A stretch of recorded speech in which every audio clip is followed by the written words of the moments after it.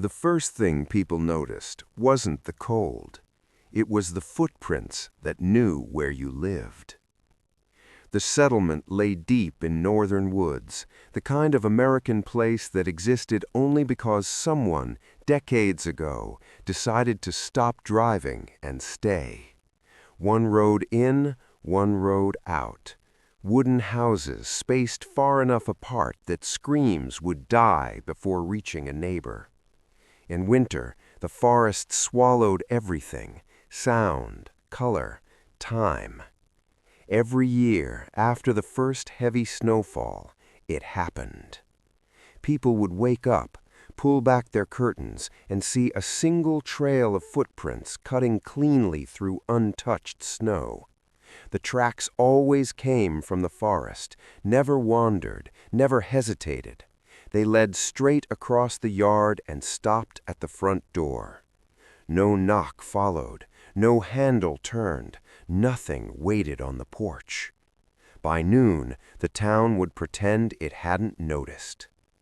The prints weren't animal, they were too even, too intentional, boot-shaped, human-sized, but wrong in a way that was hard to explain. Some were too deep for their size, others showed a strange rhythm, like whoever walked had memorized the act instead of living it. Old residents had rules. Don't step into the footprints, don't follow them back into the trees, and above all, don't count them out loud. The Miller family broke the last rule by accident. They had moved in during summer, chasing cheap land and quiet lives. By winter, quiet felt like a threat. On the morning after the storm, Mrs. Miller opened the door to let the dog out and froze. Footprints stopped inches from the threshold. Mr. Miller came closer, frowning. Someone messing around? But then he noticed the detail that made his stomach tighten. The left footprint dragged slightly, heel carving a shallow line through the snow. That was his limp, from an old work injury. No one else walked like that. Before either of them could speak, their teenage daughter gasped from the hallway. She was staring at the prints with a pale, fixed expression. "They're mine, too," she whispered, "the way my feet turn in." Silence settled over the house, thick and suffocating. Across town, more doors opened, more people stared, more footprints appeared, always one trail per house, always stopping just short of entering. By nightfall, someone was missing. No screams, no signs of struggle, just an empty bed that was still warm, and footprints outside already filling with fresh snow, as if the forest was erasing its drafts. The elders finally said what they always avoided. The snow wasn't following people, it was remembering them.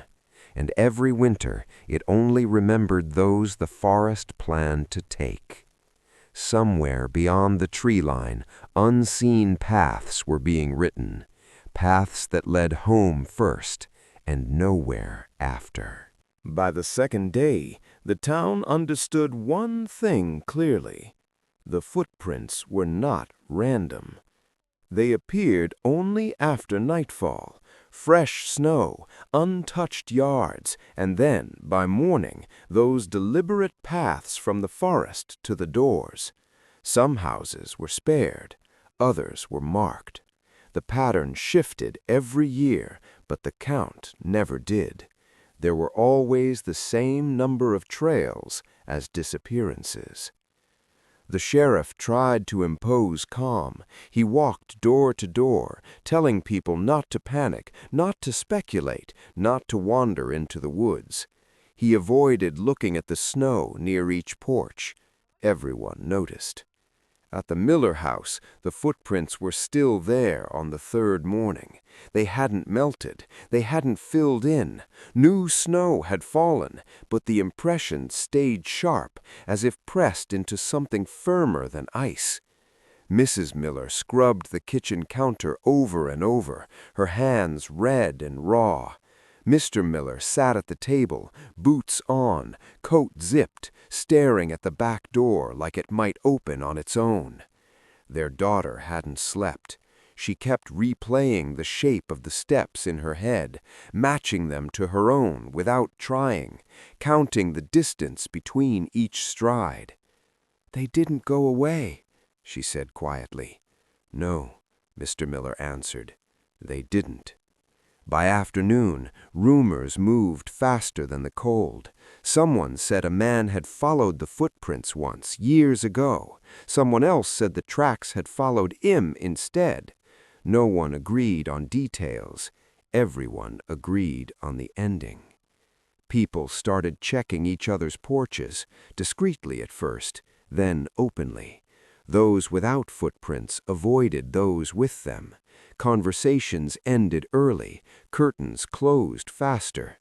At the diner, empty stools appeared between customers like unspoken boundaries.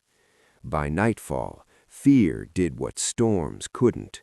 It pushed someone to act. Just before midnight, a light flicked on at the Miller house.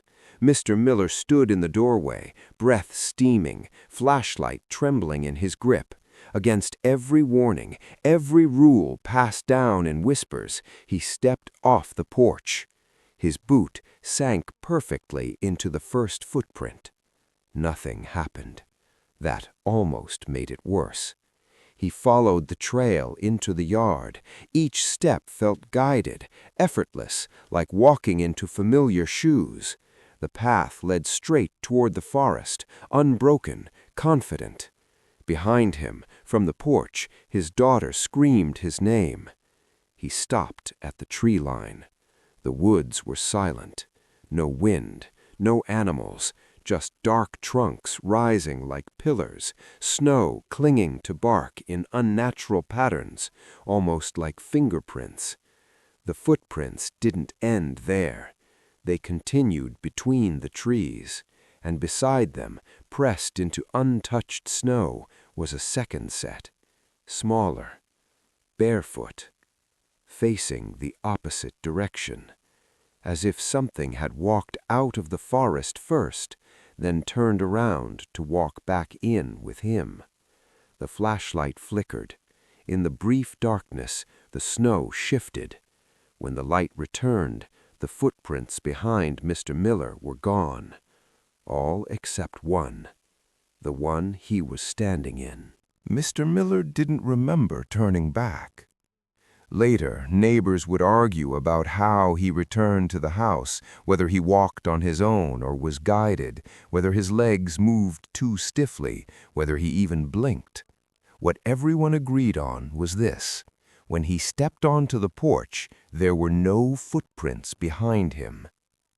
The snow in the yard was flawless again, smooth, untouched, as if the path had never existed. Mrs. Miller pulled him inside and locked the door, her hands shaking so badly she dropped the keys. Up close, something felt wrong. His pupils were too wide. His breath came in shallow, precise bursts, like he was counting them. "Did you see anyone?" she asked. Mr. Miller opened his mouth. Nothing came out. He walked past her, past the living room, and sat at the kitchen table in the same chair he'd been in all day. He placed his hands flat on the wood. They were ice cold. Snowmelt dripped from his cuffs, but his boots were dry. Their daughter watched from the hallway, hugging her arms. "Dad?" Mr. Miller turned his head slowly, his eyes focused, but not on her face, on the space just behind her, as if someone else was standing there. That night the house refused to sleep. The heater clicked on and off too often. The walls popped. At exactly 3:12 a.m., every smoke alarm chirped once in perfect unison, then fell silent again. Mr. Miller didn't move from the table. At dawn, the daughter screamed. New footprints had appeared. 2 trails this time. One led from the forest to the front door. The other began inside the house, at the kitchen table. bare footprints, child-sized, damp as if pressed by something warm. They crossed the floor, passed through the front door without opening it, and continued into the yard. The snow outside welcomed them eagerly, forming perfect impressions that matched the smaller set Mr. Miller had seen at the tree line. The town gathered despite itself. The sheriff stared at the prints and finally said what no one wanted to hear. "There's supposed to be one trail per house." Mrs. Miller clutched her daughter. "Then why are there two?" No one answered. A search party formed by habit more than hope. They followed the smaller footprints to the forest's edge, where the snow grew deeper, cleaner, untouched by weather. There, the child-sized tracks didn't end, they merged with the larger ones, heel to heel, step to step, perfect alignment, as if the forest had corrected a mistake. Behind them, unnoticed at first, a third set of footprints slowly surfaced in the snow, older, shallower, nearly erased, leading back toward town, toward another door that hadn't been marked yet. By the fourth morning, the town stopped pretending this was weather. The missing were no longer accidents, they were accounting. The sheriff pinned a map to the wall of the station. No names, just houses marked with red dots. Everyone noticed the gaps. Empty homes that had once been lived in, places where the snow now lay undisturbed, like it was relieved of responsibility. Someone finally said it out loud. "The forest takes the same number every winter."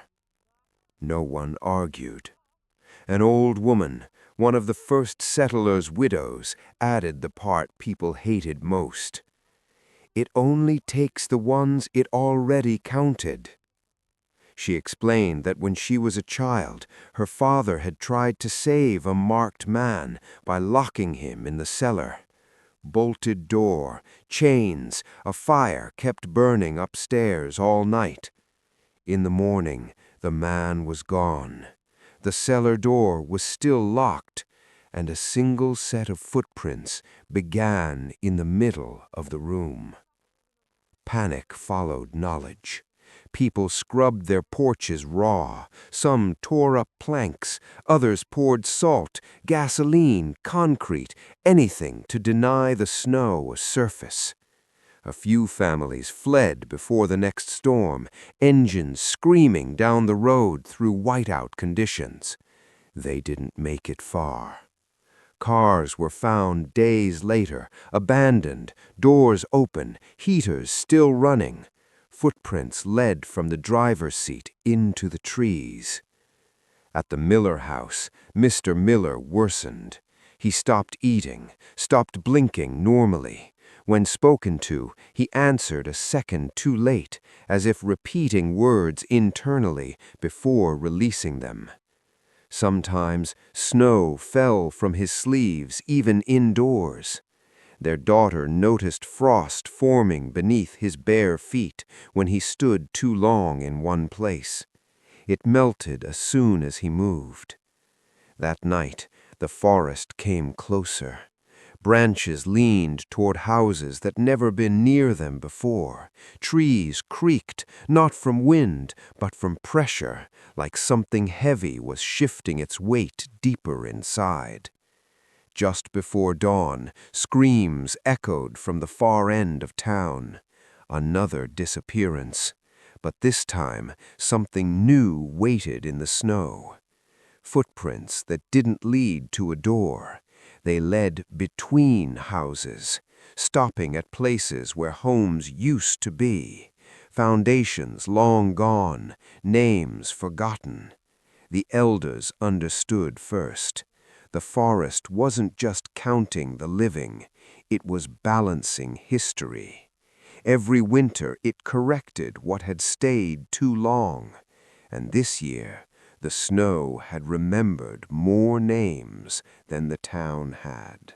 By the fifth day, the town had a list. No one admitted to starting it. It appeared on the bulletin board outside the shuttered diner, written in different hands, different inks, like a confession assembled from fear. Addresses, dates, short notes in the margins. Footprints seen, gone before dawn, house empty, heat still on. People stood around it in silence, counting, recounting, subtracting the living from the remembered. The number matched. It always did. At the Miller house, the daughter found something worse. She had been filming the snow from her bedroom window every night, setting an alarm to wake herself every hour. Nothing ever appeared on camera. No figures, no movement, just falling snow and static darkness. Until 2:41 a.m. On the screen, the yard changed.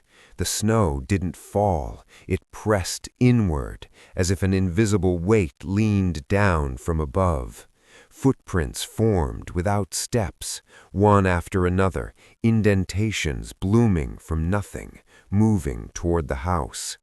Then the camera caught something impossible. The prints adjusted. Each step corrected its spacing, its angle, its depth, until they matched the way her father used to walk before the injury, stronger, younger. The forest wasn't copying him, it was editing him. She ran downstairs, shaking, the tablet clutched to her chest. Mr. Miller was gone.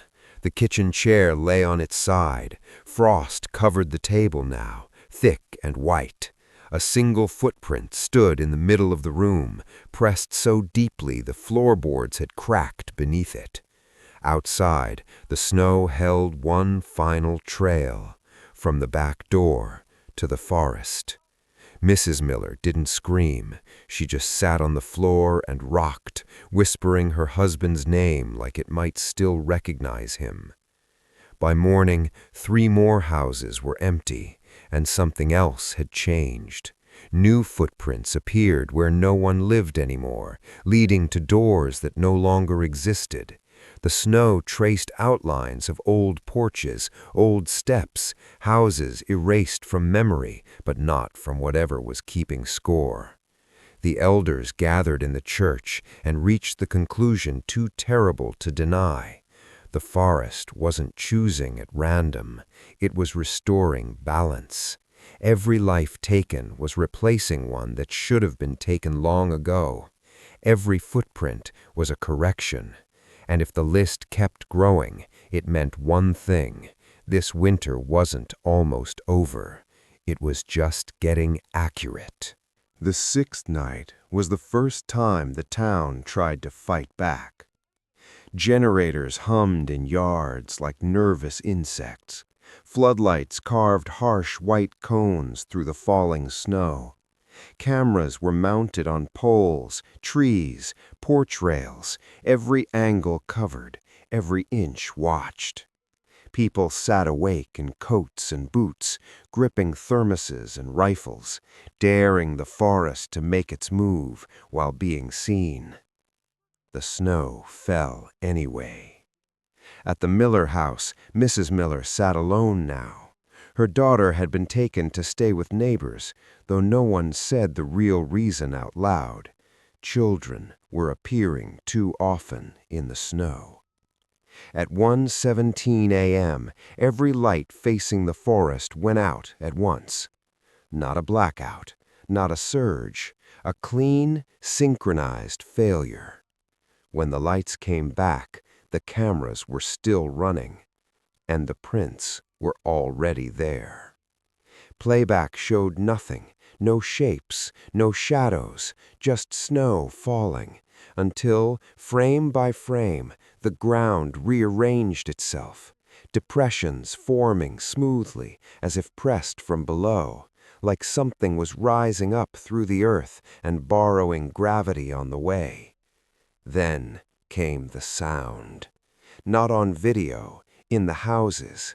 A soft, rhythmic crunch, too close, moving around the walls, under windows, along foundations.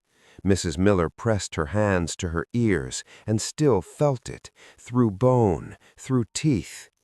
The sheriff's radio crackled, panic layered over panic. Someone shouted that the tracks were inside again. Someone else screamed that their front door was opening on its own. By morning, 5 more people were gone, and for the first time, the cameras caught something undeniable.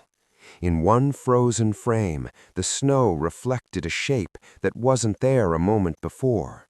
A tall distortion, like heat shimmer, stretched into the outline of a person. Its feet didn't touch the ground. The footprints did. Worse still, investigators noticed a detail too precise to ignore.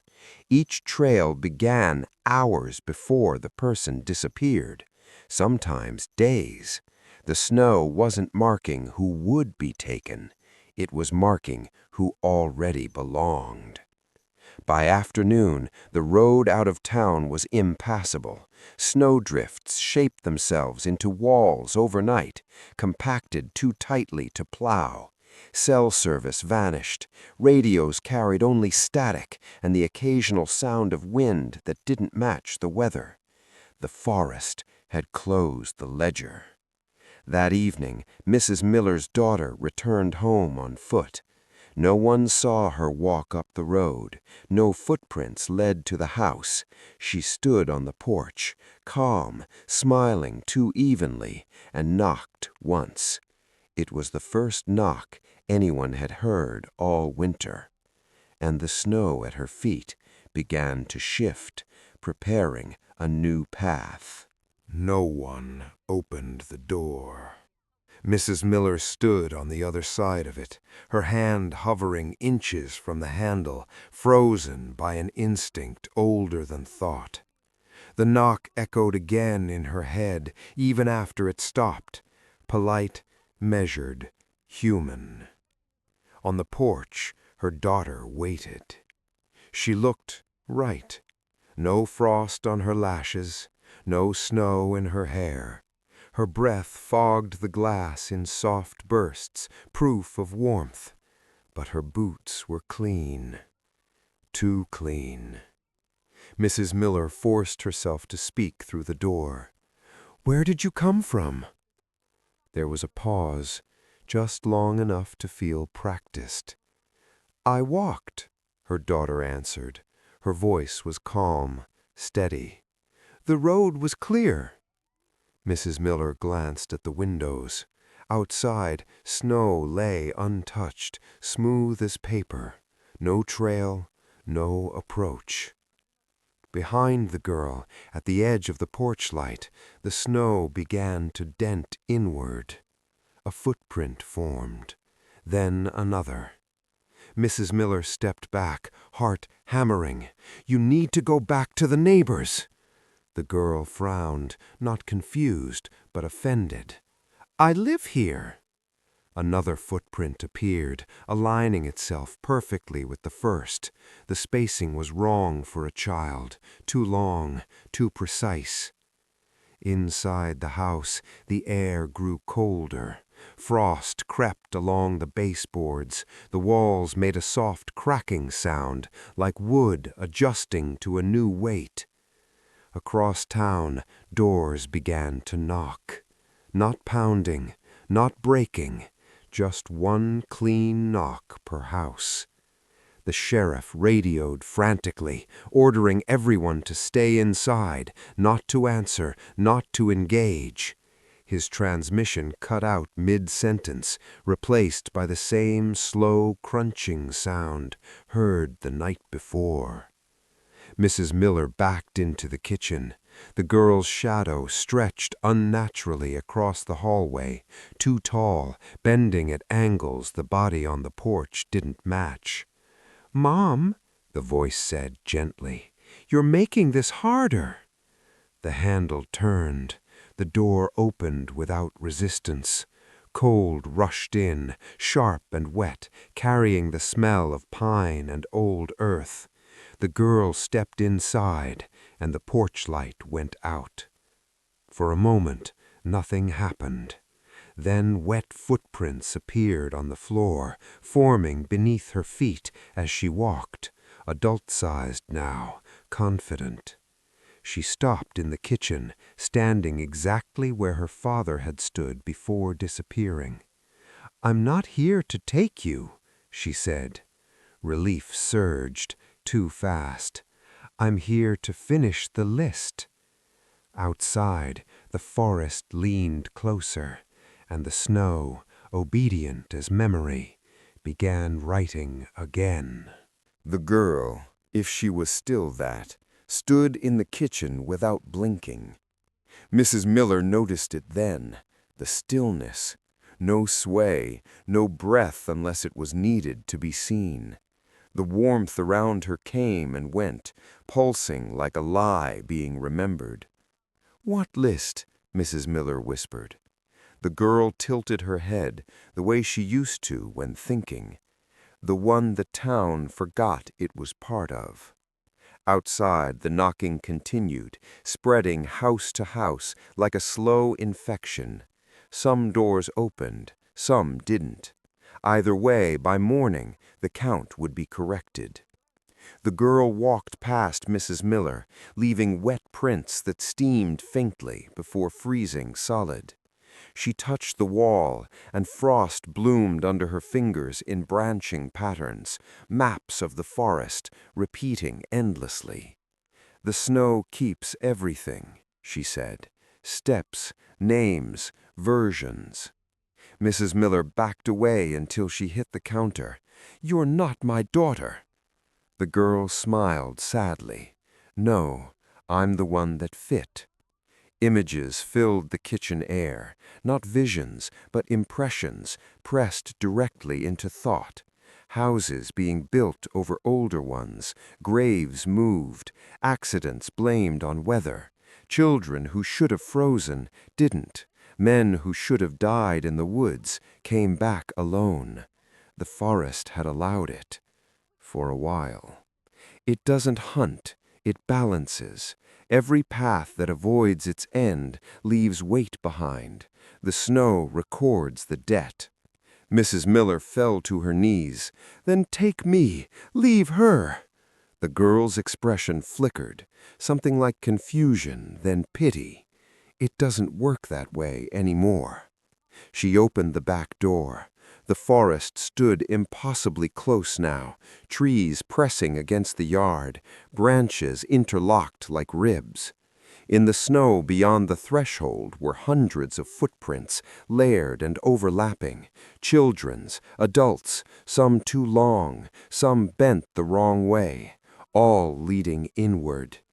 "All winters end," the girl said, "but the remembering doesn't." Her form began to blur at the edges, stretching upward, thinning, aligning with the taller shape seen on camera. The warmth vanished. The kitchen plunged into cold so deep the air cracked. Across town, the knocking stopped. One by one, lights went out. By dawn, the snow lay smooth again. No footprints, no town. Just a forest, patient as ever, holding what it had always kept, every step that was never meant to leave. Morning came without ceremony. No birds, no wind, no smoke from chimneys.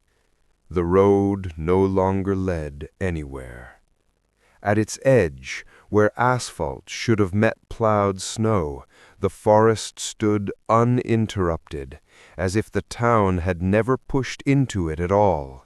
Trees grew where houses once stood, young ones, old ones, their roots tangled with things that looked disturbingly geometric beneath the snow. Mrs. Miller woke on the kitchen floor. The house still existed, but it felt provisional, like a thought not fully committed. Walls creaked as if deciding whether to remain. The air smelled of sap instead of dust. Her daughter was gone. So was everything else that made the place human. No neighbors, no power lines, no distant generator hum. The silence was not empty, it was complete, sealed shut. She stepped outside. The snow was perfect. No footprints. Then she saw them, not on the ground, but inside it. Beneath the surface lay faint impressions, layered deep, like fossils. Thousands of steps compressed into ice, preserved in descending order. Children, adults, entire families. Some paths overlapped, corrected mid-stride, rewritten. The snow wasn't erasing, it was archiving. Mrs. Miller understood then. The town hadn't been destroyed, it had been revised. The forest didn't kill what didn't belong, it removed it from the draft. A sound came from the trees. Voices, familiar ones. Her husband's laugh, her daughter calling for her.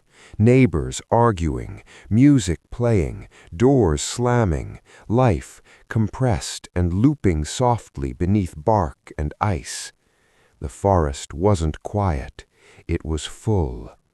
Mrs. Miller stepped back, trembling. "Give her back!"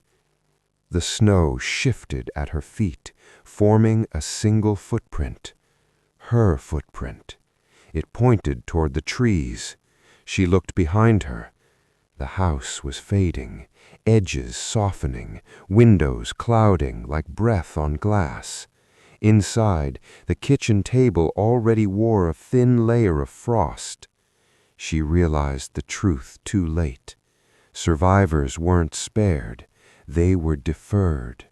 The forest allowed one witness each cycle, one memory carrier, someone to walk away and forget, so the balance could begin again elsewhere.